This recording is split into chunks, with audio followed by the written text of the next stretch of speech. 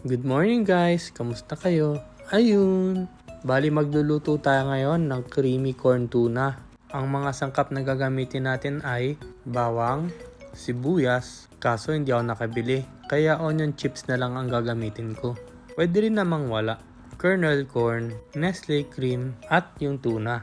Yung itlog ay option nyo lang din. Wala kasi kaming kanin ngayon, kaya itlog ang lulutuin ko. Ginisa ko na nga sa butter yung bawang. Tapos sinala ko lang yung mantika ng tuna. At gigisahin ko na rin to. Isinunod ko na rin tong kernel corn. Hahaluin ko lang to hanggang sa maluto yung kernel corn. Tapos isusunod ko na rin yung Nestle cream.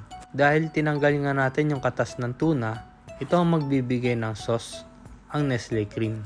Bali lulutuin ko lang to hanggang sa kumulo or lumapot yung sauce. Eto nga at nilagyan ko ng onion chips. Hindi na kasi ako nakabili ng sibuyas. Eto na, malapot na ang ating creamy corn tuna. Pwede na ito iserve. Pero dahil wala nga kaming kanin, nagluto pa ako nitong omelette. Sa totoo lang, fail itong omelette na to. Dapat ito ay katulad ng Japanese omelette. Yung nakabilog na itlog tapos pag hiniwa mo, guwi yung loob. Anyway, hindi pa tayo eksperto, kaya kailangan pa natin pag-practicean yan. Pinarisan ko na nga rin ito ng Shin Ramyun na walang sabaw. Gagawin ko na lang din ng separate video. At ito naman ang kay Mrs. Creamy corn tuna omelette with toasted bread. Ayun na nga, kain tayo!